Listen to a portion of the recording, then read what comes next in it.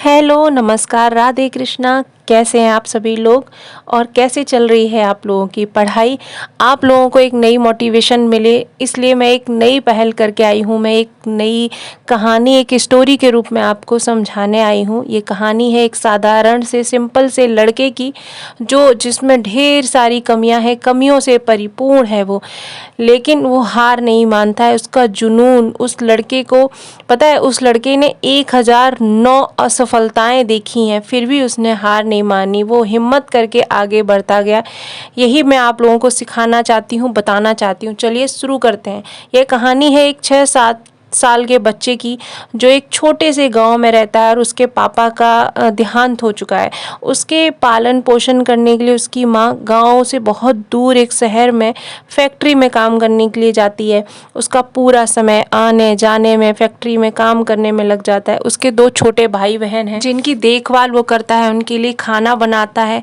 वो इतनी कम उम्र में इतनी जिम्मेदारियों वाला हो गया कि घर की इतनी आर्थिक तंगी इतनी ज़्यादा हो गई कि वो खुद 10 साल की उम्र में काम करने लगा। स्कूल की पढ़ाई छोड़कर वह पेंटिंग वगैरह पुताई का काम करने लगा, जिससे कुछ घर की तंगी कम हो जाए। उसकी छूट चुकी थी तो उसने 16 साल की उम्र में फर्जी कागज बनवाकर आर्मी में भर्ती हो गया। 1 साल तक उसने ये नौकरी करी। फिर आर्मी से छुट्टी लेके वो ट्रेन में कंडक्टर का काम करने लगा। और फिर क्या था, उसकी बगल की वहीं एक यूनिवर्सिटी थी जिसमें वह वकालत लॉ की पढ़ाई करने लगा। पढ़ाई शुरू ही हो पाई थी कि किसी से लड़ाई झगड़े में वह फंसकर उसे उस शहर को छोड़ना पड़ा। अब उसके पास ना तो कोई डिग्री थी, ना ही कोई कोर्स था। तंगी इतनी ज़्यादा हो गई तो वह अपनी माँ के पास रहने लग गया। जाके वहाँ उसे एक बीमा कंपनी में काम मिला, लेकिन वह भी ना चल पाई। वहाँ भी लड़ाई झगड़े के चलते वो छोड़नी पड़ गई नौकरी। कुछ ना कुछ कारणों से उसकी नौकरियाँ छूटती रहीं। फिर कुछ सालों बाद उसने खुद की फेरी बोट कंपनी स्थापित की और उसका काम चल पड़ा। धीरे धीरे आर्थिक तंगी कम होने लगी।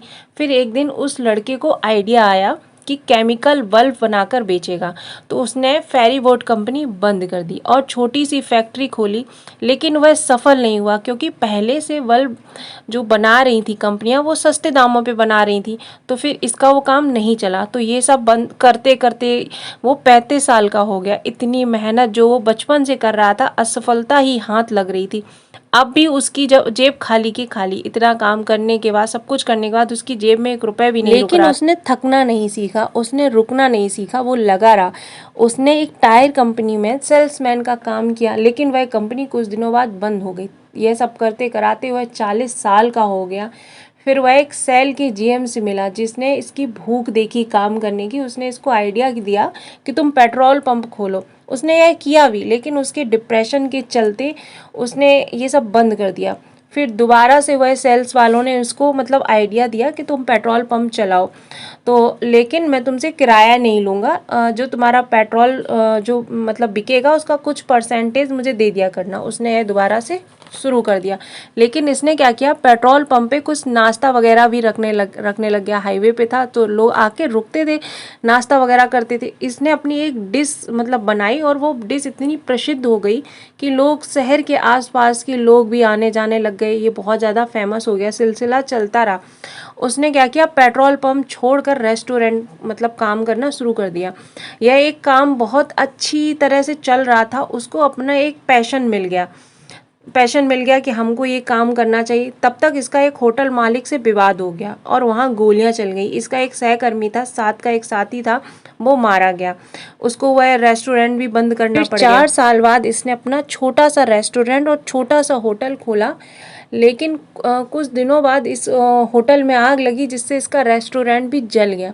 लेकिन तब तक इसको अपना पैशन पता चल चुका था, तो इसने क्या किया, फिर एक बड़ा रेस्टोरेंट खोला, एक बड़ा होटल खोला।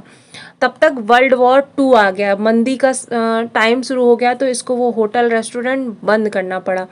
जिसकी जो भी जमा पूंजी थी वो सब कुछ खत्म हो चुकी थी। लेकिन इसने हार नहीं मानी। इसने क्या किया, अपनी जो सबसे प्रसिद्ध डिश रेसिपी थी उसको बेचने लग गया, जिससे ये अपना बिजनेस दोबारा खड़ा कर सके। लेकिन वो रेसिपी कोई खरीदने को इंटरेस्टेड ही नहीं था। 1009 शेफ, होटल और रेस्टोरेंट के मालिकों ने इसकी रेसिपी खरीदने से मना कर दिया।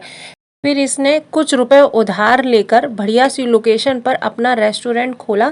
अच्छे दिन शुरू ही हुए थे कि जिस हाईवे पर इसने रेस्टोरेंट खोला था उस हाईवे का रास्ता ही बदल दिया गया। हाईवे का रास्ता बदलने से इसके जो रेस्टोरेंट की लोकेशन थी वो खराब हो गई।